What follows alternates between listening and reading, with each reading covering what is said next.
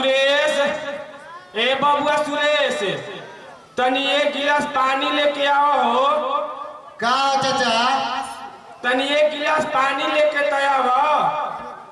चंदन बबुआ के मियाज ठीक नहीं है।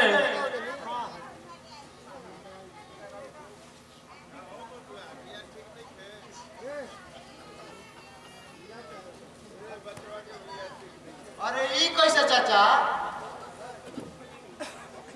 चंदन के का हो गई? चंदन तो सवेरे ठीक ही रहे। चंदन के शहर में धक्का लग गई रहे, ई बेहोश हो के गिर गई रहन। जब हम शहर में तरकारी लावे जात रही तो भरल शहर में एगो देखनी की लाश पड़ल बा। और जब वो लाश के पास हम गईनी तो देखनी कि चंदन बबुआ के लाश है। जब हम चंदन बबुआ के लाश देखनी तो हमार करेजा फाट गई है। इनका मुंह पर हवा देनी है तो ये तनिका होश में आके हमारा से भीख मांगे लगल हन।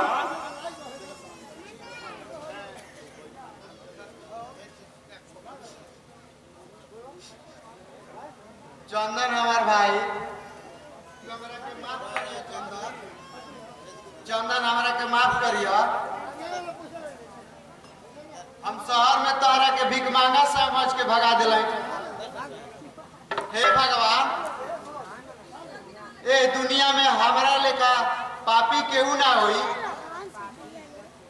जौन अपना भाई के ना चिन्हलस उ दूसरा के का चिन्ही भगवान।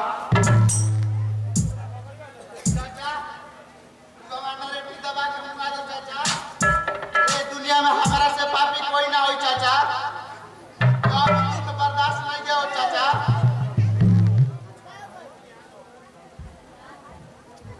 शांति से काम ला सुरेश बबुआ, चंदन बबुआ ठीक हो जाई है।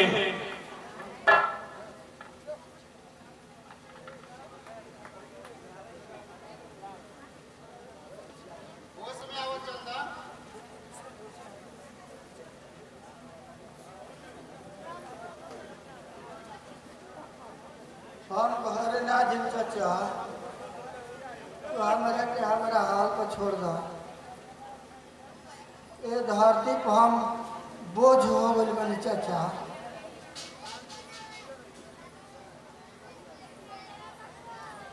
चंदन हमार भाई, तू होश में आओ चंदन। तू शहर का करे गई रहो चंदन?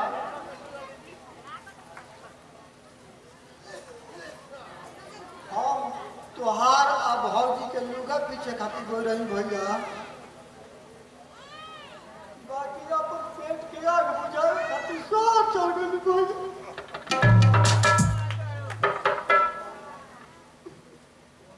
जब तोरा भूख लाग रहे चंदन तो घरे मांगे काहे ना खैला? भैया वो भौजी के गाना में रह के जब तू लुगा पीछ कर ना ले तो फिर कहाई के ना दियो। तब ले के साइकिल वाला हमारे गड्ढा का मार दिला भैया।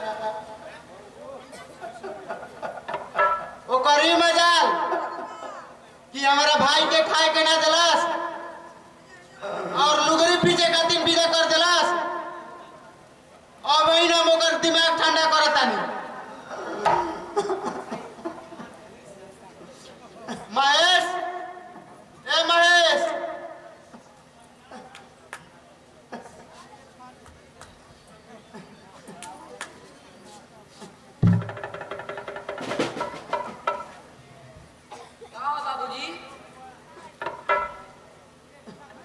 जाके अपना माई के बुला ला था। माई, ए माई, जल्दी आ, बाबूजी बुलाओ तो। का नरेटा फरक है रे? अपना बाबूजी से कह दे, सब हम ऐसे से सुनता नहीं।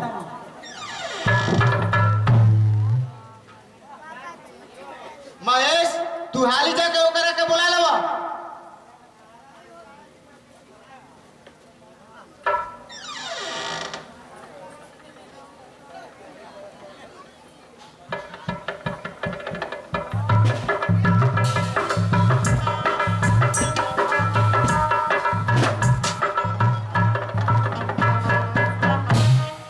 हमरो मियाँ ठीक नइखे बबुआ, हम जात बानी दवाई लवे।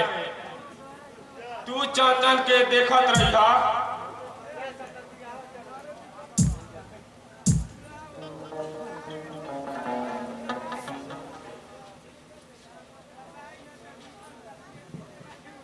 का हो तारा का हो गई बा? काहे इतना हाफतड़?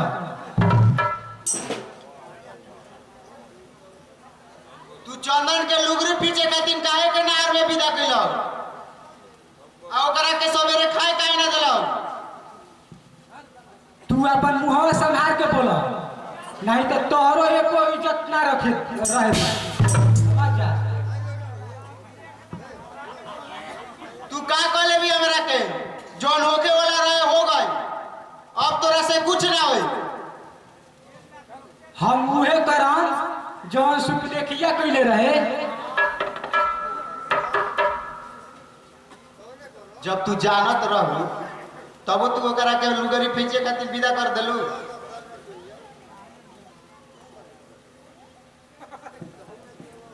बिना भय से प्रीत ना होके असही पूछले रहता तो का हो गई?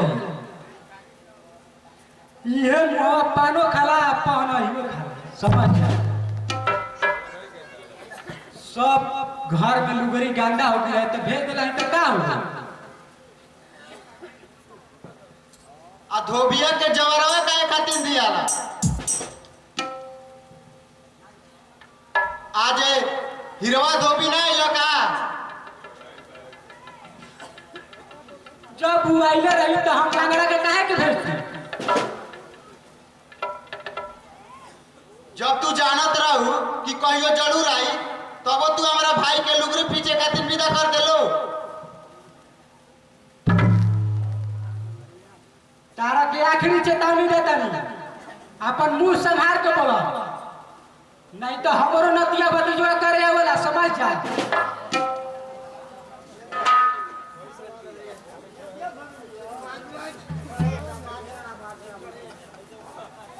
हैलाना 24 घंटा घर में बैठा रहता है, ये खाली नदी पर भेज देनी तो कौन खराब करेगी? अरे ये भाग मनाव तो कोनो बड़ गाड़ी से धक्का ना लागल। छोट गाड़ी से धक्का लग गई, यही से हमारा पछतावा होता। बड़ गाड़ी से धक्का लगे रहे तो हमारा दुखे दूर हो गई।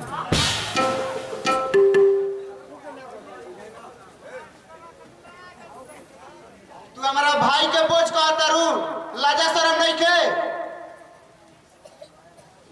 ईश्वर के माया ना जाने के आज ही हमारा भाई के लागल, काली तारा बेटा के लागी तो का होई?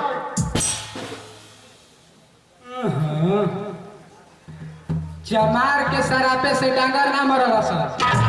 समझ जा। तोहरा कहे से हमारा बेटा के धक्का ना लग जाए। जब राम ना बिगाड़ी हम तो कोई ना बिगाड़ी, राम के बिगाड़ल कोई ना बचाई।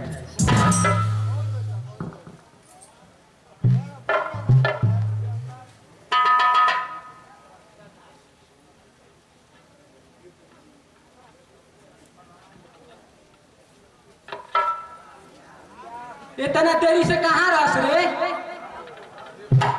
सब काम चौपट कर दिलस।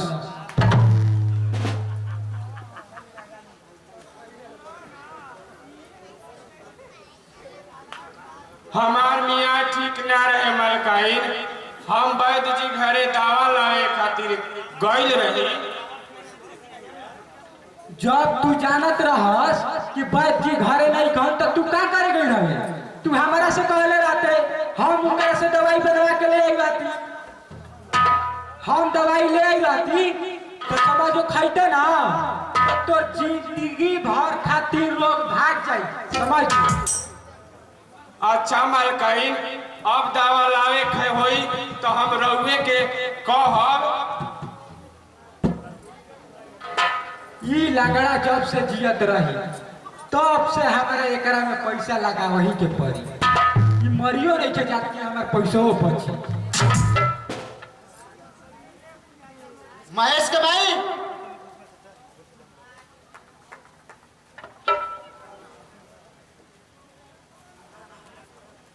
ई लंगड़ा ना हमार सहोदर भाई हो महेश के भाई।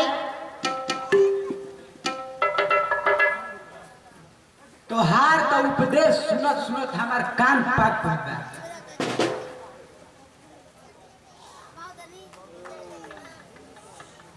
अरे तोहार जौन काम लुकता ना उहे शांति से करो।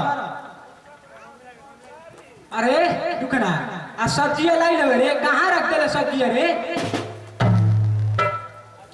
हम तरकारी लाए जाते रही मलकाई, बाकी चंदन बबुआ के धाका लागल देख के हम लेके इनका के घरे चलनी। बुझाता यार तोरो भूखही रहे के पड़ी, तोरो के खाए बंदे करे के पड़ी।